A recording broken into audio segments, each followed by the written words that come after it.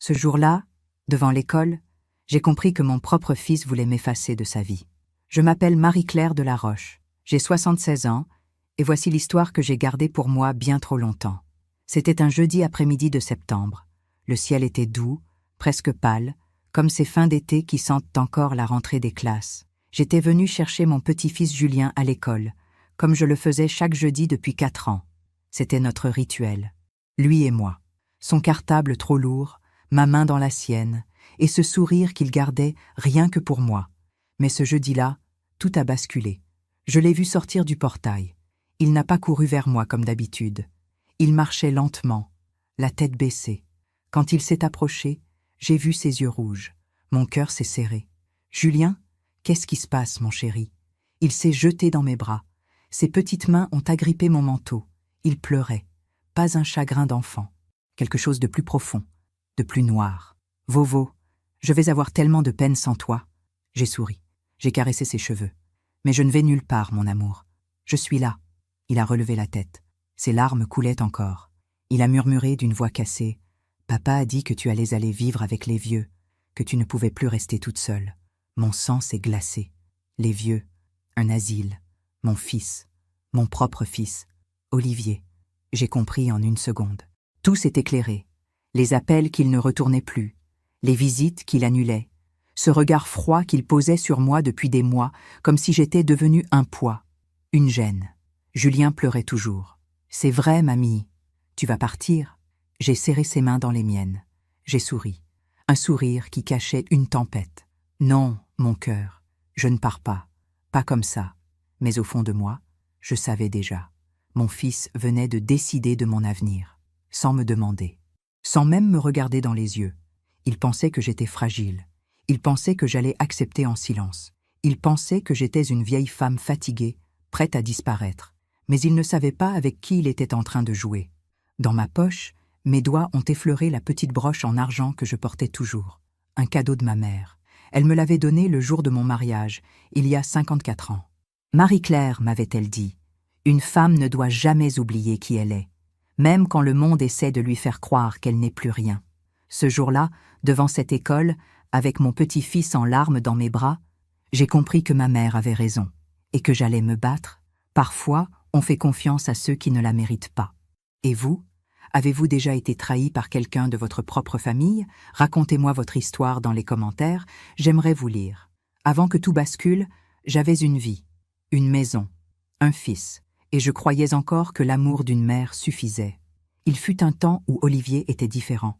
Je me souviens de ses mains d'enfant dans les miennes, de ses rires dans le jardin de notre maison de Neuilly. Cette grande maison bourgeoise où mon mari, Jean-Philippe, et moi avions bâti une vie élégante et tranquille. Les volets bleus, le rosier grimpant sur la façade, le salon avec ses meubles anciens hérités de ma belle-mère. Olivier était notre seul enfant. Nous l'avions eu tard. J'avais 39 ans. Jean-Philippe, 43. Nous pensions ne jamais avoir d'enfant. Et puis il est arrivé. Notre miracle. Je me souviens de tout. Ses devoirs sur la table de la cuisine. Ses premières notes au piano. Ses yeux brillants quand il réussissait quelque chose. Il était intelligent, Olivier. Trop, peut-être. Jean-Philippe disait toujours « Ce garçon ira loin ». Il avait raison. Olivier est devenu ingénieur. Un excellent métier. Il s'est marié à 32 ans avec Céline, une jeune femme blonde, polie, toujours impeccable. Ils ont eu Julien 3 ans plus tard. Quand Jean-Philippe est mort, il y a maintenant 8 ans, Olivier est venu aux obsèques en costume sombre. Il m'a serré dans ses bras devant tout le monde. Il a dit « Maman, tu ne seras jamais seule, je suis là ». Je l'ai cru. Après la mort de mon mari, je suis restée dans notre maison. Seule, oui, mais pas malheureuse. J'avais mes habitudes, mon jardin, mes livres, mes promenades au marché le dimanche matin. Et surtout, j'avais Julien. Chaque jeudi, je le récupérais à l'école. Nous rentrions ensemble. Je lui préparais un goûter, des madeleines maison, du chocolat chaud. Il faisait ses devoirs à la table où son père avait fait les siens. C'était ma vie, simple, paisible, pleine de sens. Olivier passait de temps en temps, pas souvent. Il travaillait beaucoup, disait-il. Céline aussi. Ils avaient leurs obligations. Je comprenais. Je ne demandais rien. Je ne me plaignais jamais. Je gardais ma dignité. Mais il y a environ 1 an, quelque chose a changé. Les visites d'Olivier sont devenues plus rares. Puis il a commencé à poser des questions étranges. « Maman, tu es sûre que tu peux encore gérer la maison toute seule? Tu ne trouves pas que c'est trop grand pour toi maintenant? Tu as pensé à simplifier un peu ta vie ?» Je souriais. Je répondais calmement. « Je vais très bien, mon chéri. Ne t'inquiète pas pour moi. » Mais au fond, quelque chose me gênait. Ce n'était pas de l'inquiétude que je voyais dans ses yeux. C'était autre chose. Quelque chose de froid. Quelque chose de calculé. Un soir, il est venu dîner avec Céline. C'était rare. Je m'étais donné du mal. J'avais préparé un bœuf bourguignon, sa recette préférée quand il était enfant. Pendant le repas, il a regardé autour de lui. Les meubles, les tableaux, le service en porcelaine que nous utilisions. « Cette maison vaut une fortune maintenant, tu sais », a-t-il dit en coupant sa viande. J'ai senti mon cœur se serrer. « Oui, je sais, c'est chez moi. » Il a souri. Un sourire que je ne lui connaissais pas. « Bien sûr, maman, c'est chez toi. » Mais sa voix sonnait faux. Céline a baissé les yeux vers son assiette. Et moi, j'ai compris que quelque chose était en train de se briser. Dans ma chambre, ce soir-là, j'ai pris ma broche en argent dans le tiroir de ma commode. Je l'ai tenue dans ma paume. Elle était froide, lourde, réelle. Ma mère me l'avait offerte en me disant « Un jour, tu comprendras que certaines personnes voient en toi ce que tu possèdes, et non qui tu es. » J'avais souri à l'époque. Je pensais qu'elle était trop méfiante. Mais ce soir-là, seule dans ma chambre, j'ai compris qu'elle avait raison, et que mon propre fils commençait à me regarder comme un obstacle. Pendant que je raconte tout cela, je me demande d'où vous m'écoutez. Écrivez le nom de votre ville en commentaire. Cela me ferait tellement plaisir de savoir que je ne suis pas seule. Les trahisons ne commencent jamais par un cri, elles commencent par un silence. La première vraie fissure, je l'ai vue un mardi matin de novembre. J'étais dans le jardin, en train de tailler mes rosiers. L'air était frais, presque mordant. J'aimais ces matins-là. Le silence de la maison, le bruit des oiseaux, la lumière dorée qui traversait les branches. Mon téléphone a sonné.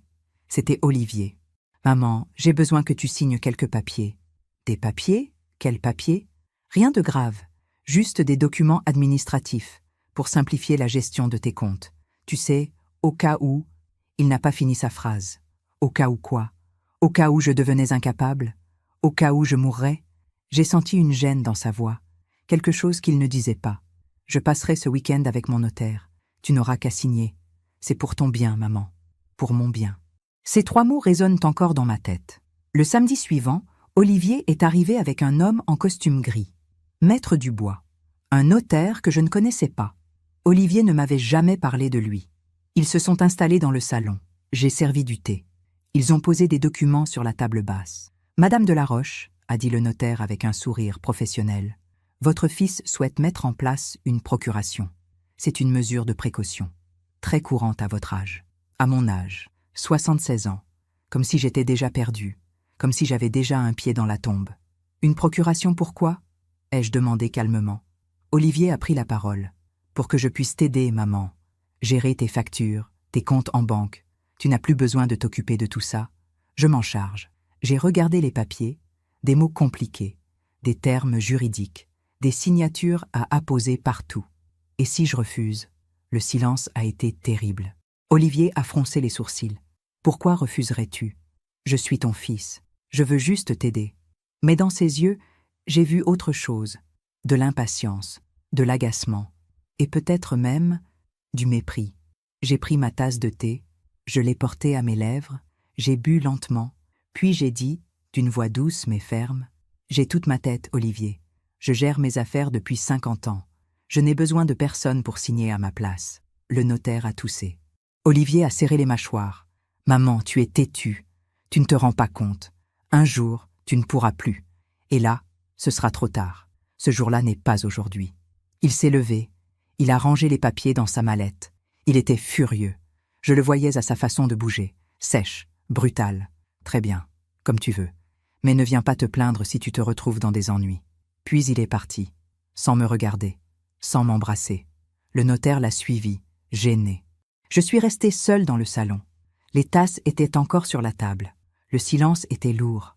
J'ai compris, à cet instant précis, que quelque chose s'était cassé entre mon fils et moi. Quelque chose que je ne pourrais peut-être jamais réparer. Ce soir-là, j'ai ouvert le tiroir de ma commode. J'ai sorti la broche en argent. Je l'ai accrochée à mon pull. contre mon cœur. Ma mère disait toujours, quand on commence à te traiter comme si tu n'existais plus, c'est là que tu dois te rappeler qui tu es. Je me suis regardée dans le miroir. J'avais 76 ans, oui, mais j'avais encore toute ma lucidité, toute ma force, et surtout, j'avais ma dignité. Personne ne me l'enlèverait. Mais dans les semaines qui ont suivi, j'ai compris que ce n'était que le début. Olivier avait décidé quelque chose, et moi, je n'étais plus qu'un obstacle sur son chemin. J'ai passé des mois à me convaincre que tout irait bien. C'est ce que font les mères. Elles nient, elles excusent, elles s'effacent. Après cet après-midi terrible avec le notaire, j'ai essayé de faire comme si de rien n'était. C'est étrange, n'est-ce pas? Quand quelqu'un qu'on aime nous blesse, notre premier réflexe n'est pas la colère, c'est la justification. Je me suis dit, il est stressé, il travaille trop. Céline doit le pousser. Il veut bien faire, mais il s'y prend mal. J'ai trouvé 1000 excuses, parce que c'était plus facile que d'accepter la vérité. Les semaines ont passé. Olivier ne venait plus. Il ne téléphonait presque plus. Quand il le faisait, c'était bref, froid, utilitaire. « Ça va, maman ?»« Oui, mon chéri. Et toi ?»« Oui. Bon, je dois y aller. » Clic. 3 phrases. 30 secondes. C'était devenu notre relation. Mais je continuais à aller chercher Julien à l'école chaque jeudi. C'était mon seul lien avec eux. Mon seul moment de joie véritable. Julien, lui, ne changeait pas. Il me parlait de tout. Ses copains, ses dessins, ses rêves. Un jeudi, alors que nous marchions dans la rue, il m'a demandé « Mamie, pourquoi papa ne vient plus te voir ?» Mon cœur s'est serré. Il est très occupé, mon ange. Mais avant, il venait quand même. J'ai souri. Un sourire qui cachait une douleur immense. Les adultes ont parfois des choses compliquées à régler. Mais ça ne change rien, tu sais. Je t'aime. Et ton papa aussi. Julien a hoché la tête. Mais je voyais dans ses yeux qu'il sentait quelque chose. Les enfants sentent toujours. Un soir de décembre, le téléphone a sonné. C'était Céline. Sa voix était douce, presque trop. « Marie-Claire, je voulais vous parler. »« Oui, ma chérie. Olivier et moi, on pense qu'il serait peut-être bien que vous arrêtiez de venir chercher Julien le jeudi. » J'ai cru que mon cœur s'arrêtait. Pourquoi? C'est juste que vous n'êtes plus toute jeune. Et Julien grandit. Il a besoin de plus de structure. On a trouvé une nounou qui peut s'en occuper après l'école. Une nounou, pour remplacer sa grand-mère. J'ai serré le téléphone dans ma main. J'ai toujours été à l'heure, Céline. Julien est heureux avec moi. Ce n'est pas une question de bonheur, Marie-Claire.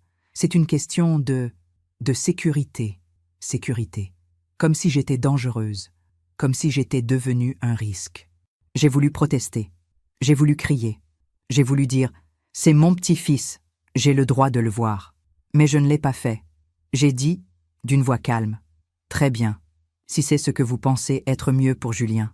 Merci de comprendre. » Elle a raccroché.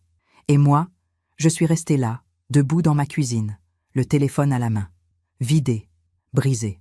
Ce soir-là, je me suis assise dans le salon, dans le noir, sans allumer la lumière. J'ai touché ma broche en argent, accrochée à mon pull, et j'ai compris que je m'étais menti, que j'avais laissé faire, que j'avais accepté le silence, les absences, les excuses, parce que j'avais peur. Peur de perdre mon fils, peur de perdre mon petit-fils, peur d'être seule. Mais en me soumettant, en me taisant, en m'effaçant, j'étais déjà en train de disparaître. Et eux, ils le savaient. Ils savaient que je ne me défendrais pas, que je courberais l'échine, que je serais cette vieille femme gentille, docile, invisible. Alors j'ai pris une décision. J'ai décidé de ne plus appeler, de ne plus proposer, de ne plus supplier. Je me suis dit, s'ils veulent me voir, ils viendront. Mais au fond de moi, je savais déjà. Ils ne viendraient pas. Les mensonges finissent toujours par laisser des traces. Et moi, j'ai commencé à les voir. Janvier est arrivé. Un mois froid, gris, silencieux. Je n'avais plus de nouvelles d'Olivier depuis 3 semaines. Plus de nouvelles de Julien non plus. J'ai essayé de m'occuper. Le jardin, les livres, les courses. Mais chaque geste me rappelait le vide. Un matin, j'ai reçu un courrier recommandé. L'enveloppe portait le tampon d'un cabinet médical que je ne connaissais pas.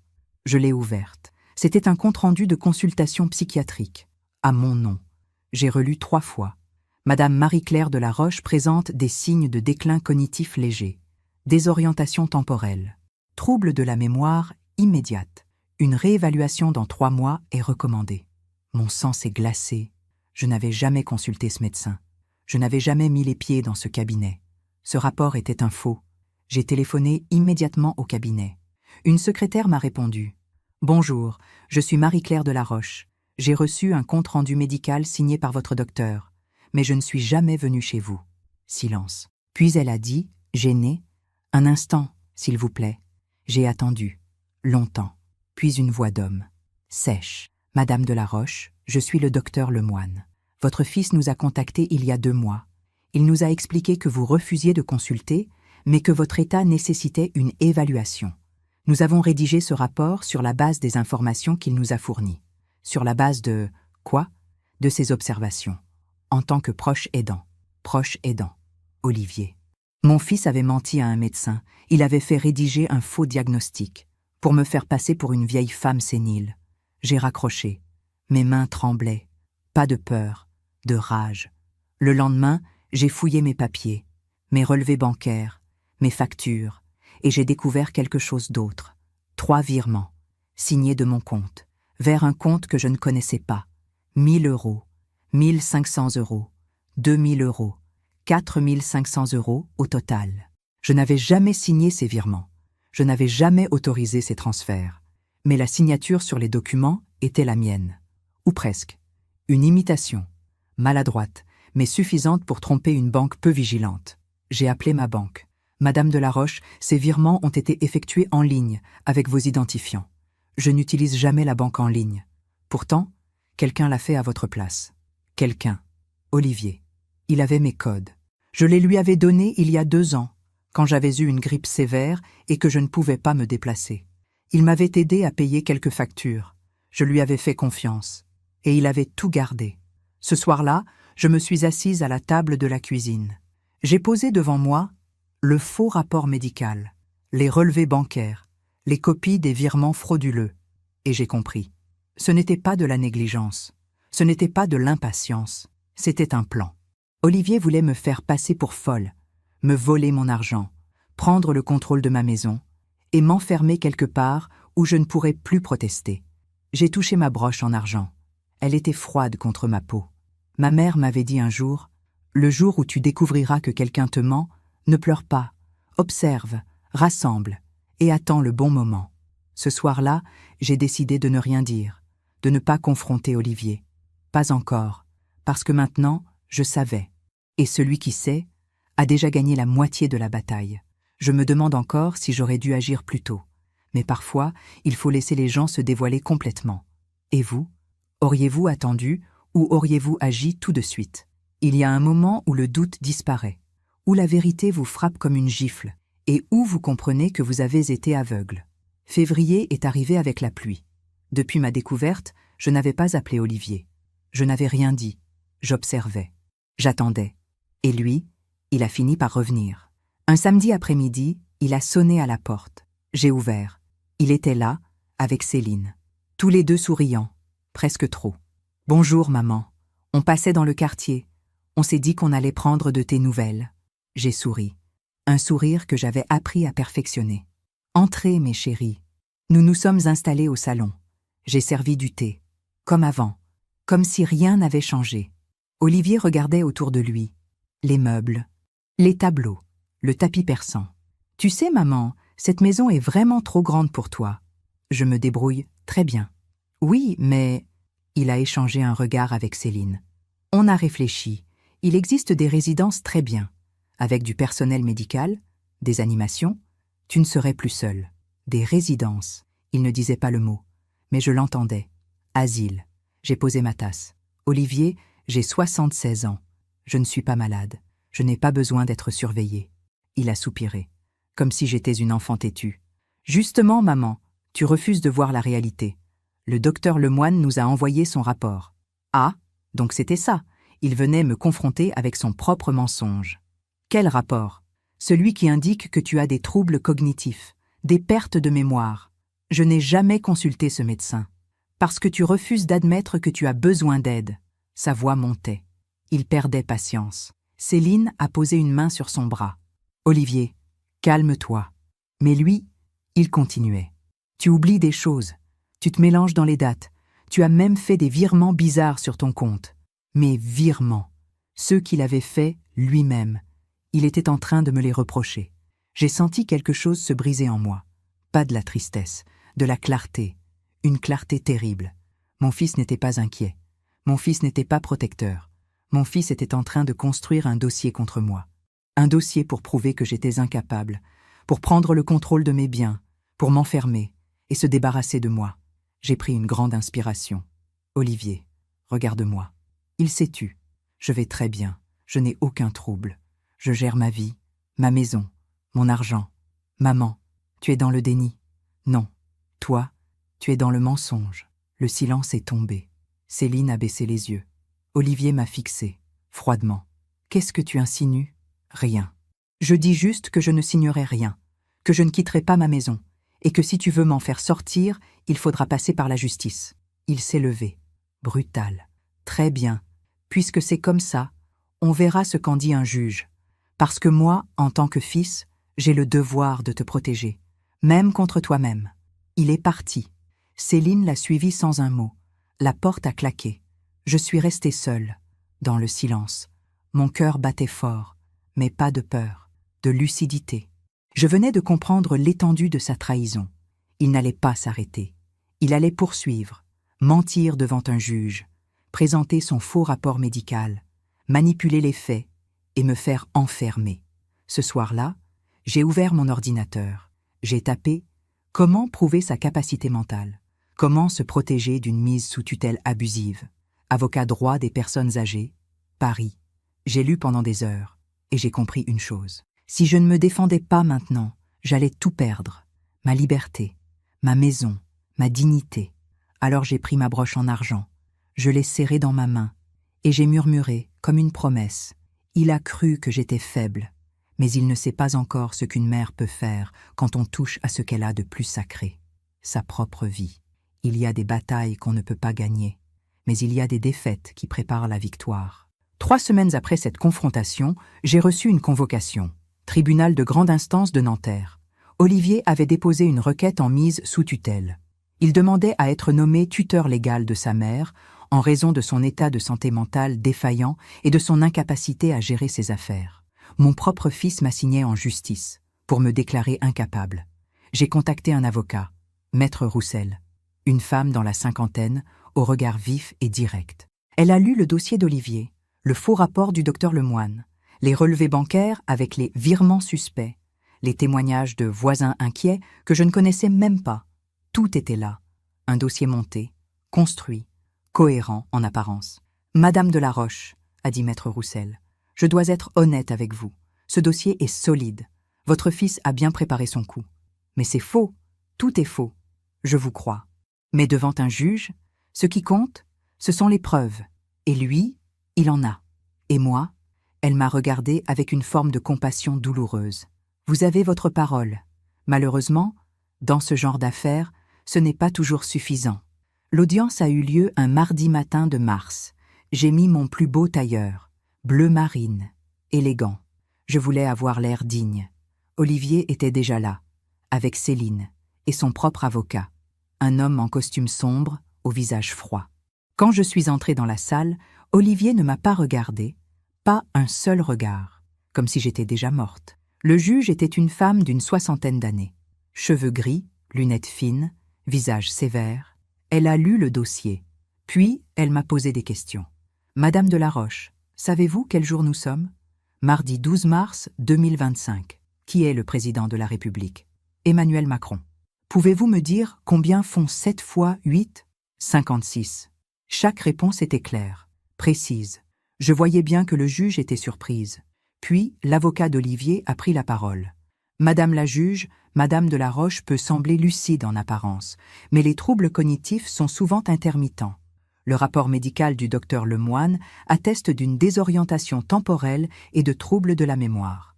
De plus, Madame de la Roche a effectué des virements bancaires incohérents qu'elle ne se rappelle même plus avoir faits. » Maître Roussel s'est levé. « Madame la juge, ce rapport a été établi sans que ma cliente ait jamais consulté ce médecin. Quant aux virements, nous contestons formellement leur authenticité. » Mais le juge a secoué la tête. « Maître, le rapport est signé par un professionnel reconnu, et les virements portent la signature de Madame de la Roche. Sans expertise graphologique, je ne peux pas les écarter. J'ai senti mon cœur se serrer. À la fin de l'audience, le juge a rendu sa décision. Compte tenu des éléments présentés et dans l'attente d'une expertise médicale approfondie, je prononce une mesure de sauvegarde de justice temporaire. Monsieur Olivier de la Roche est nommé mandataire spécial pour une durée de 6 mois. 6 mois. Olivier avait gagné. En sortant du tribunal, il m'a enfin regardé, avec un sourire froid. Victorieux. « Maman, a-t-il dit d'une voix douce, tout va bien se passer, je vais m'occuper de toi. » Puis il s'est penché vers moi et a murmuré, si bas que personne d'autre ne pouvait entendre. « Et dans 6 mois, tu seras dans une maison médicalisée, et la maison sera à moi. » 2 semaines plus tard, une ambulance s'est garée devant chez moi. Olivier était là, avec 2 infirmiers. « Maman, on va t'emmener dans un endroit où tu seras bien, où on pourra s'occuper de toi. » Non, tu n'as pas le choix. Le juge m'a donné l'autorité. J'ai regardé ma maison, mon jardin, mes rosiers, tout ce que j'avais construit, tout ce que j'avais aimé, tout ce qu'on m'arrachait. Les infirmiers m'ont aidé à monter dans l'ambulance. Olivier n'est pas monté avec moi. Il est resté sur le perron, en train de regarder la maison, sa maison.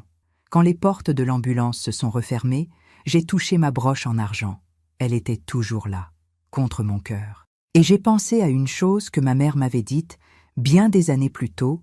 Parfois, il faut perdre une bataille pour gagner la guerre. Je venais de tout perdre.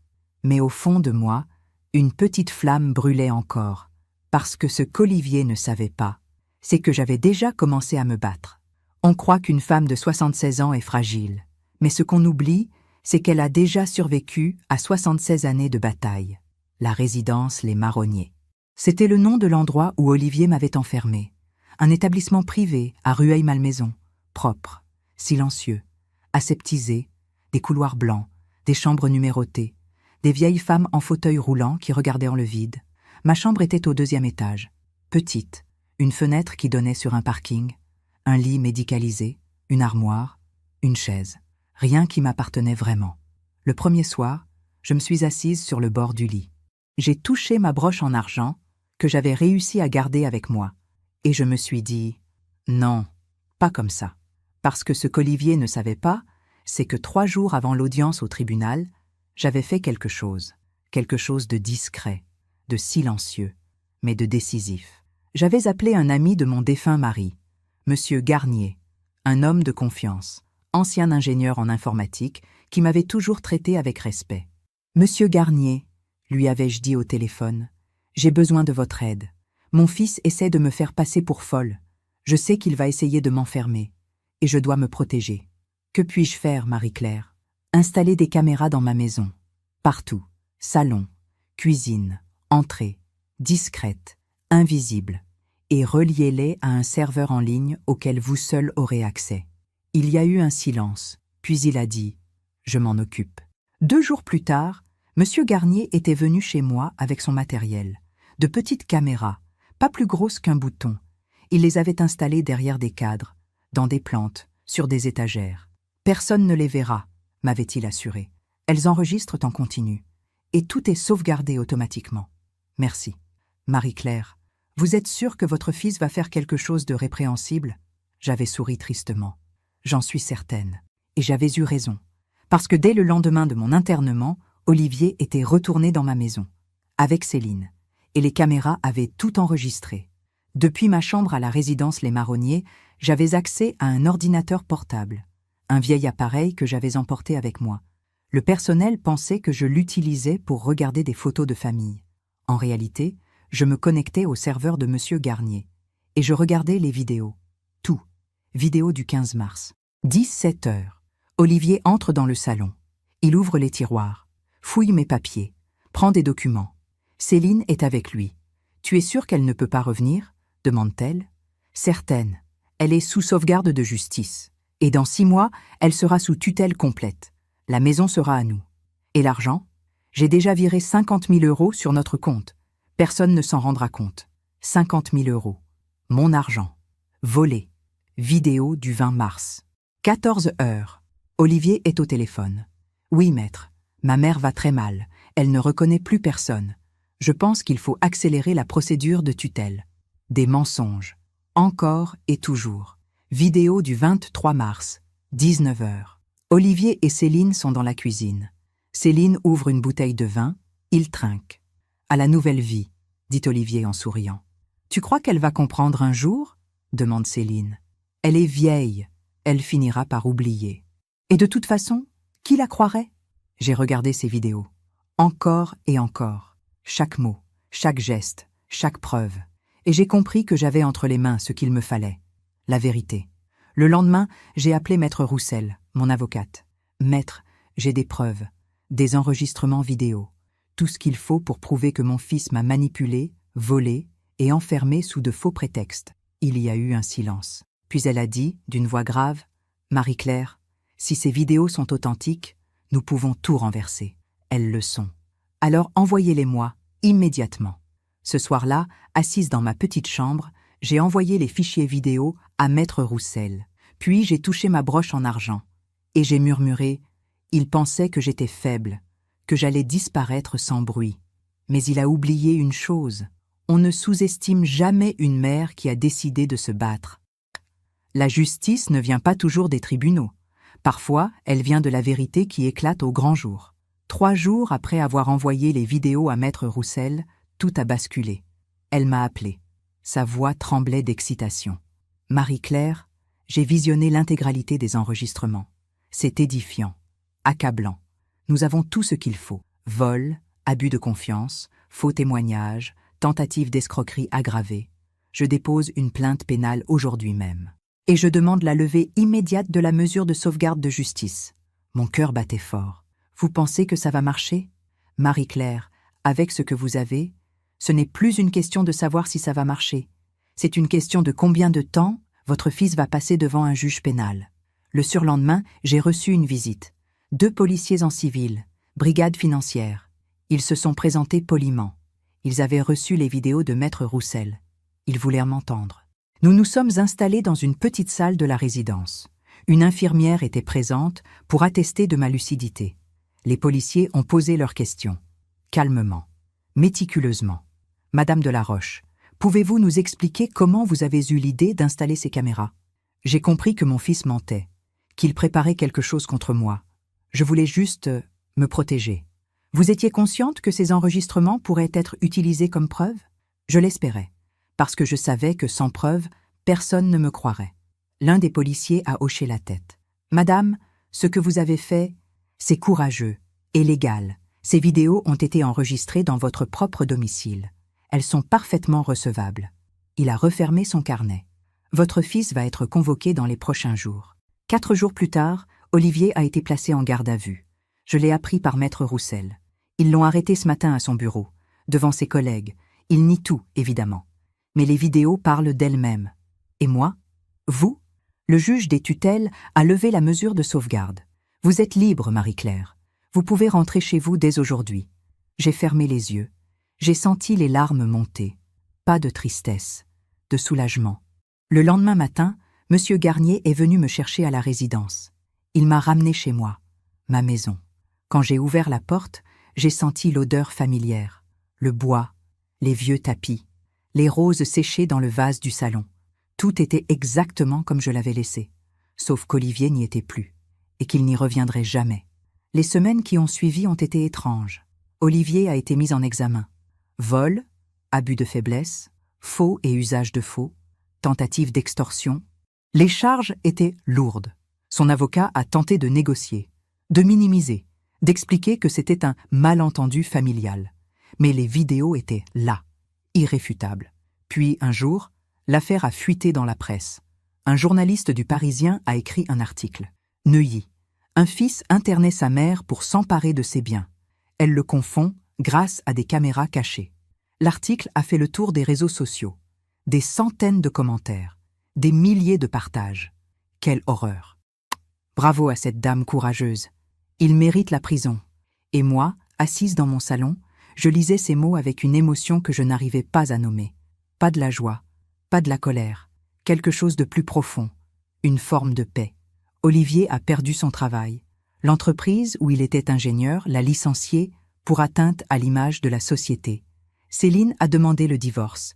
Elle ne voulait plus être associée à un homme capable de ça. Leur maison, achetée en grande partie avec l'argent qu'il m'avait volé, a été saisie pour rembourser mes comptes. Et lui, il s'est retrouvé seul, dans un petit appartement de banlieue, sans travail, sans femme, sans fils. Un jour, j'ai reçu une lettre. De lui. Je l'ai reconnue à l'écriture sur l'enveloppe. J'ai hésité longtemps avant de l'ouvrir. Puis je l'ai fait. Maman, je sais que tu ne veux plus me parler. Je sais que ce que j'ai fait est impardonnable. Mais je voulais que tu saches que je regrette. Pas parce que j'ai été pris, pas parce que j'ai tout perdu, mais parce que j'ai perdu quelque chose que je ne pourrai jamais retrouver. Toi. J'ai passé des années à te regarder comme un obstacle, comme quelque chose qui m'empêchait d'avancer. Mais aujourd'hui, seul dans cet appartement, je comprends. Tu n'étais pas un obstacle. Tu étais ma mère. Et moi, je t'ai traitée comme une ennemie. Je ne te demande pas de me pardonner. Je sais que je ne le mérite pas. Mais je voulais que tu saches que je suis désolée et que tu me manques. Olivier. J'ai replié la lettre, je l'ai posée sur la table et je suis restée là, immobile, pendant longtemps. Quelques semaines plus tard, j'ai appris qu'Olivier avait été condamné. 2 ans de prison avec sursis, 5 ans d'interdiction de gérer les biens d'autrui, obligation de me rembourser les 50 000 € volés, avec intérêt, et surtout, interdiction de m'approcher. Le jour du jugement, je n'y suis pas allée. Maître Roussel y est allé pour moi. Elle m'a raconté. Olivier était présent, seul, aucun soutien. Il a pleuré devant le juge. Il a demandé pardon. Mais le juge a été ferme. Monsieur de la Roche, vous avez abusé de la confiance de votre propre mère. Vous avez tenté de la déposséder, de la faire passer pour folle, de l'enfermer contre son gré. Ce genre d'acte ne peut rester impuni. Puis le juge a ajouté quelque chose que Maître Roussel m'a répété mot pour mot. Votre mère aurait pu vous détruire complètement. Elle avait toutes les preuves, tous les moyens de vous faire condamner à de la prison ferme. Mais elle a choisi la clémence. Pas pour vous, mais pour elle-même, pour ne pas devenir ce que vous êtes devenu, quelqu'un qui détruit par vengeance. Remerciez-la, parce que c'est grâce à elle que vous êtes encore libre aujourd'hui. Ce soir-là, j'ai marché dans mon jardin. Les rosiers avaient fleuri. Le printemps était revenu. J'ai touché ma broche en argent, épinglée sur mon pull, et j'ai pensé à ma mère, à ces mots. La vie finit toujours par rendre ce qu'on lui donne. Olivier m'avait donné de la trahison, de la froideur, du mépris, et la vie lui avait rendu la solitude, le rejet, l'humiliation, pas parce que je l'avais voulu, pas parce que je m'étais vengée, mais parce que c'est ainsi que fonctionne le monde. Les actions ont des conséquences. Les mensonges finissent par éclater. Et ceux qui croient pouvoir piétiner les autres finissent toujours par se retrouver seuls. Quelques jours plus tard, j'ai reçu un appel. C'était l'école de Julien. Céline avait donné mon numéro. « Madame de la Roche, votre petit-fils aimerait beaucoup vous voir. Est-ce que vous seriez d'accord pour venir le chercher jeudi prochain ?» Mon cœur s'est arrêté. Oui, bien sûr, avec joie. Le jeudi suivant, je suis retournée devant cette école. Le même portail, le même ciel doux de printemps. Julien est sorti en courant. Quand il m'a vue, ses yeux se sont illuminés. « Mamie !» Il s'est jeté dans mes bras. Et cette fois, il ne pleurait pas. Il souriait. « Maman m'a dit que tu étais revenue, que tu ne partirais plus. » J'ai caressé ses cheveux. « Non, mon cœur, je ne pars plus. » En rentrant à la maison avec lui, main dans la main, j'ai pensé à tout ce chemin parcouru. À la douleur, à la trahison, à la lutte, à la victoire. Pas une victoire éclatante, pas une victoire glorieuse, mais une victoire juste, celle d'une femme qui a refusé de disparaître, qui a refusé de se taire, qui a refusé de laisser le mensonge gagner. Et ce soir-là, en regardant Julien faire ses devoirs à la table de la cuisine, exactement comme avant, j'ai compris quelque chose. La vraie justice, ce n'est pas la vengeance, c'est la vérité qui reprend sa place. C'est la dignité qui refuse de plier, et c'est la vie qui, doucement, remet chaque chose à sa juste place. Olivier avait cru pouvoir m'effacer. Il avait cru que j'étais trop vieille, trop fragile, trop naïve. Il s'était trompé. Et aujourd'hui, c'était lui qui portait le poids de ses propres choix, pas moi. Au bout du chemin, on ne se souvient pas de ce qu'on a perdu. On se souvient de ce qu'on a refusé d'abandonner. 6 mois ont passé depuis le jugement. L'automne est revenu. Les feuilles tombent doucement dans le jardin. Les rosiers se préparent pour l'hiver. Et moi, je suis toujours là, dans ma maison, dans ma vie. libre. Julien vient me voir chaque jeudi, comme avant. Nous faisons ses devoirs ensemble, nous préparons des gâteaux, nous rions. Il ne parle jamais de son père. Et moi, je ne force rien. Un jour, peut-être, il posera des questions. Et ce jour-là, je lui dirai la vérité. Pas pour le dresser contre Olivier, mais pour qu'il comprenne. Qu'il sache que dans la vie, on a toujours le choix. Le choix d'être juste, ou d'être cruel. Le choix de protéger, ou de trahir, et que chaque choix a des conséquences. Céline m'a appelé il y a quelques semaines. Elle voulait me voir. Nous nous sommes retrouvés dans un café près de chez moi. Elle était nerveuse, gênée. « Marie-Claire, je voulais vous dire, je suis désolée. » « Désolée de quoi, Céline ? De ne pas avoir dit non, de ne pas vous avoir défendu. Je savais que ce qu'Olivier faisait n'était pas bien, mais j'ai laissé faire. Par lâcheté, par peur, j'ai posé ma main sur la sienne. Céline, vous n'étiez pas responsable de ses choix. Lui seul l'était. » Elle a pleuré. « Je me sens tellement coupable. Ne portez pas sa culpabilité. Portez juste vos propres leçons. Et soyez une bonne mère pour Julien. C'est tout ce qui compte maintenant. » Elle a hoché la tête. En partant, elle m'a serré dans ses bras. « Merci. Pour tout. » Quant à Olivier, je n'ai plus de nouvelles. Il n'a jamais répondu à mes conditions pour nous revoir. Des excuses sincères, un vrai travail sur lui-même et du temps. Beaucoup de temps. Je ne sais pas s'il reviendra un jour, s'il frappera à ma porte, s'il trouvera le courage de me regarder dans les yeux. Mais il y a quelque chose que j'ai compris. Pardonner, ce n'est pas effacer. Ce n'est pas oublier. Ce n'est pas faire comme si rien ne s'était passé. Pardonner, c'est accepter que la douleur a existé, que la trahison a eu lieu, et décider de ne plus la porter, de ne plus lui donner de pouvoir sur ma vie. Est-ce que j'ai pardonné à Olivier ? Je ne sais pas encore. Certains jours, je pense que oui. D'autres jours, la douleur revient. Sourde, lourde. Mais ce que je sais, c'est que je ne lui en veux plus. Pas par bonté, pas par faiblesse, mais par choix. Parce que je refuse de laisser sa trahison empoisonner le reste de ma vie. Un soir, j'ai reçu une visite inattendue. Maître Roussel. Elle m'a apporté un bouquet de fleurs. « Marie-Claire, je voulais juste vous dire que vous êtes une femme remarquable. » J'ai souri. « Remarquable ? Non, juste une femme qui a refusé de disparaître. » C'est exactement ça. Vous savez combien de personnes, à votre place, auraient baissé les bras ? Auraient accepté ? Vous vous êtes battue. Avec intelligence, avec dignité. Elle a marqué une pause. Votre histoire a inspiré d'autres femmes, vous savez. Depuis la publication de l'article, j'ai reçu des dizaines d'appels. Des femmes âgées, des filles inquiètes pour leur mère. Elles veulent savoir comment se protéger, comment ne pas se laisser faire. Mon cœur s'est serré. Vraiment, vraiment. Vous avez ouvert une porte. Vous avez montré qu'on pouvait se défendre, même à 76 ans, même face à son propre fils. Ce soir-là, après son départ, je me suis assise dans le salon. J'ai pris ma broche en argent dans ma main. Cette petite broche que ma mère m'avait offerte il y a plus de 50 ans. Et j'ai pensé à elle, à sa force, à sa lucidité, à sa sagesse. Une femme ne doit jamais oublier qui elle est. Elle avait raison. Aujourd'hui, j'ai 76 ans. Mon corps est plus fragile qu'avant. Mes cheveux sont gris. Mes mains tremblent parfois. Mais mon esprit est clair. Mon cœur est intact. Et ma dignité est intacte. Cette histoire que je vous ai racontée, ce n'est pas une histoire de vengeance. Ce n'est pas une histoire de haine. C'est une histoire de survie, de résistance, de refus. Le refus d'être effacée, le refus d'être réduite au silence, le refus de laisser quelqu'un, même son propre enfant, décider de votre valeur.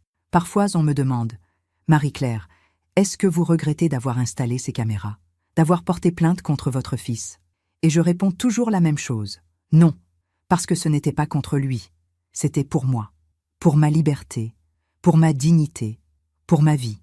Aujourd'hui, quand je me promène dans mon jardin, quand je prépare le goûter de Julien, quand je lis un livre dans mon fauteuil préféré, je me dis « j'ai gagné ». Pas parce qu'Olivier a perdu, mais parce que j'ai refusé de perdre moi-même. Et si mon histoire peut servir à quelque chose, si elle peut aider ne serait-ce qu'une seule femme à ouvrir les yeux, à comprendre qu'elle a le droit de se défendre, à savoir qu'elle n'est pas seule, alors tout cela aura eu un sens. Il y a quelques jours, j'ai décidé de léguer ma broche en argent à Julien. Pas maintenant, plus tard, quand il sera adulte. J'ai écrit une petite lettre que je lui donnerai avec. « Mon cher Julien, Cette broche appartenait à mon arrière-grand-mère. Elle me l'a donnée en me disant « N'oublie jamais qui tu es. Aujourd'hui, je te la donne à toi. Pas pour que tu la portes, mais pour que tu te souviennes. Que dans la vie, on rencontrera toujours des gens qui essaieront de nous faire croire qu'on ne vaut rien, que nous sommes trop vieux, trop jeunes, trop faibles, trop différents. Mais toi, mon chéri, ne les écoute jamais. Parce que ta valeur ne dépend pas de ce que les autres pensent de toi. Elle dépend de ce que tu sais, au fond de ton cœur, que tu es. Et personne, jamais, ne pourra te l'enlever. Avec tout mon amour, ta grand-mère, Marie-Claire. Ce soir, le ciel est clair, les étoiles brillent doucement. Je suis assise sur le banc du jardin, enveloppée dans un châle. L'air est frais, mais je n'ai pas froid. Parce qu'au fond de moi, il y a une chaleur, celle d'avoir survécu, celle d'avoir résisté, celle d'être encore là. On dit souvent que les personnes âgées sont fragiles, qu'elles ont besoin de protection, qu'elles ne peuvent plus se défendre. Mais moi, j'ai appris quelque chose. La fragilité n'est pas une question d'âge, c'est une question de renoncement. Et moi, je n'ai jamais renoncé. Alors, si vous m'écoutez ce soir, où que vous soyez, si vous êtes une femme qui doute de sa force, si vous êtes une mère qui a peur de son propre enfant, si vous êtes une grand-mère qu'on essaie de faire taire, sachez ceci. Vous avez le droit de vous défendre. Vous avez le droit de dire non. Vous avez le droit de vous battre pour votre dignité. Et vous n'êtes jamais, jamais trop vieille pour le faire. Parce qu'au bout du compte, ce qui reste, ce n'est pas l'argent, ce n'est pas la maison. Ce n'est pas le confort. C'est la certitude d'avoir été fidèle à soi-même, d'avoir regardé la vérité en face et d'avoir refusé de plier. Je m'appelle Marie-Claire de la Roche, j'ai 76 ans. Et voici l'histoire que je voulais partager avec vous. Pas pour vous faire pleurer, pas pour vous faire juger, mais pour vous rappeler que vous êtes plus forte que vous ne le croyez et que personne n'a le droit de vous effacer. Merci de m'avoir écouté jusqu'au bout. Si cette histoire a touché votre cœur, abonnez-vous et activez la cloche pour entendre d'autres femmes qui ont transformé la douleur en sagesse. Chaque jour, une femme, une leçon de vie. Partagez cette histoire avec quelqu'un que vous aimez. Parfois, une histoire change toute une journée. Que Dieu vous bénisse et à très bientôt.